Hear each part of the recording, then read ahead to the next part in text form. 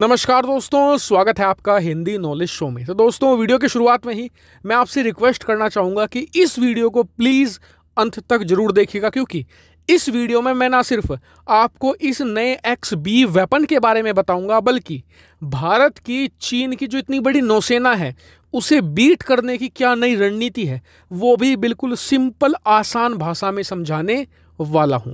अगर आपके पास समय नहीं है, आप जल्दबाजी में देख रहे हैं, तो इस वीडियो को सेव कर लीजिए। जब आपके पास रात के समय कुछ टाइम होगा तब आप इसे ध्यान से देखिएगा। तो चलिए अब वीडियो को शुरू कर लेते हैं। तो दोस्तों, अगर आज की तारीख में आप भारत और चीन की तीनों ही सेनाओं की तुलना करें तो क्या रिजल्ट निकलेगा।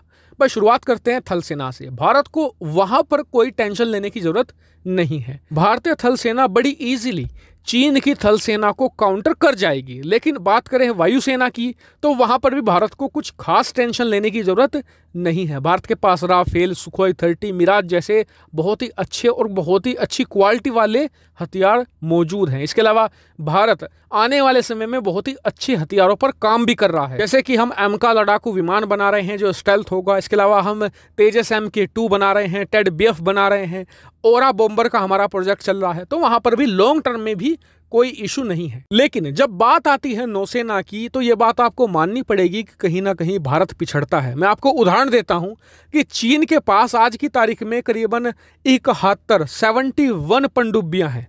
भारत के पास करीबन 16 से लेकर 18 पनडुब्बियां ही मौजूद हैं। वहीं हम बात करें एयरक्राफ्ट कैरियर की, तो वहां पर भी चीन काफी आगे निकल जाता है। चीन के पास 2 मौजूद हैं और तीसरा उसकी नौसेना में शामिल होने जा रहा है, जबकि भारत के पास 1 मौजूद है, दूसरा शामिल हो जाएगा। तो फिर भी भारत वहां पर काफी पीछे रहेगा।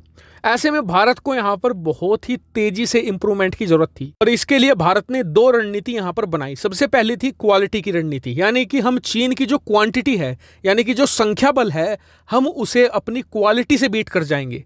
कैसे?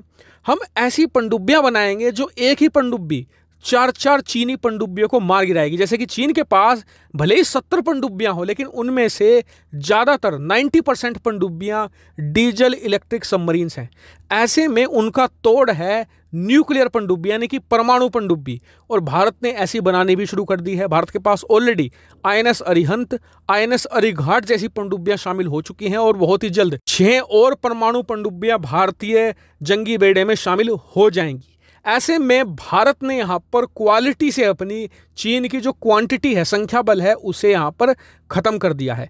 दूसरी जो रणनीति है वो सबसे अहम है। वो ये कि देखिए, ऐसा नहीं है कि जो चीन की नौसेना है हर मामले में भारत से आगे है। चीन की नौसेना का एक सबसे कमजोर पक्ष है सर्विलांस, यानी कि दुश्मन की जासूसी करना, क्योंकि चीन के पास कुछ अच्छे मैरीटाइम सर्विलांस प्लेन मौजूद नहीं है। ऐसे में भारत ने अब क्या करना शुरू कर दिया है कि अपनी इस विंग को मजबूत करना शुरू कर दिया है। सबसे पहले तो आज भारत ने अपने मैरीटाइम X बैंड एसा रडार का सफल परीक्षण कर लिया है और ये ग्राउंड टेस्ट हुआ था। और इसके आने के बाद भारतीय नौसेना का जो सर्विलांस सिस्टम है वो बहुत ज़्यादा इंप्रूव होने जा रहा है। इतना ही नहीं, जैसे इसकी टेस्ट की खबर आई, साथ ही ये भी पता चल गया कि अगले साल यानी कि 2022 तक इसे ऑपरेशनल भी कर दिया जाएगा और इसे भारतीय नौसेना के लिए एक बहुत बड़ा गेम चेंजर बताया जा रहा है। इतना ही नहीं, भारत की रणनीति साफ है कि जो बन सकता है उसे बनाओ और जिसे बनाने में समय लग रहा है उसे खरीद लो। जैसे कि भारत को पता था कि X बैंड रडार पर अगर हमने ध्यान से काम किया तो बहुत जल्द बना लेंगे, और बना भी लिया। लेकिन वहीं जो मैरीटाइम प्लेन है, इन्हें बनाने में काफ़ी समय लगेगा। ऐसे में भारत ने उन्हें अमेरिका से खरीद लिया है, जैसे कि PA टाइप पोसाइडन। और ज़्यादा संख्या में भारत इन्हें खरीदने जा रहा है अमेरिका से। स्क्रीन पर आप उसकी फोटो भी देख सकते हैं। ताकि अब कई लोग सोच रहे होंगे कि सर्विलांस जासूसी से क्या हासिल होगा, तो आपको बता दूं कि सर्विलांस युद्ध जीतने की चाबी माना जाता है। कैसे? मैं आपको उदाहरण देता हूं। मान लीजिए कि आपके दुश्मन की 10 चौकियां हैं। उन 10 चौकियों को तबाह करने के लिए आपके पास 10 बॉम्ब है, चीन के पास 100 बॉम्ब है।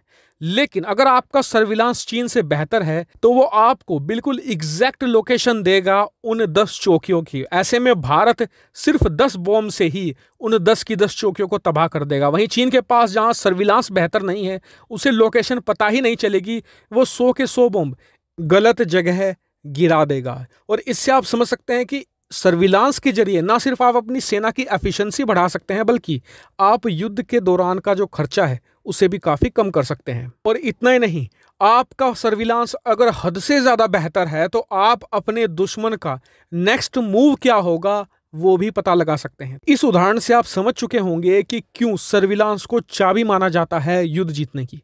हालांकि आपका इस पर क्या मानना है कमेंट करके जरूर बताएगा। साथ ही वीडियो को शेयर कीजिएगा और चैनल को सब्सक्राइब करना बिल्कुल मत भूलिएगा। Thank you very much for watching video.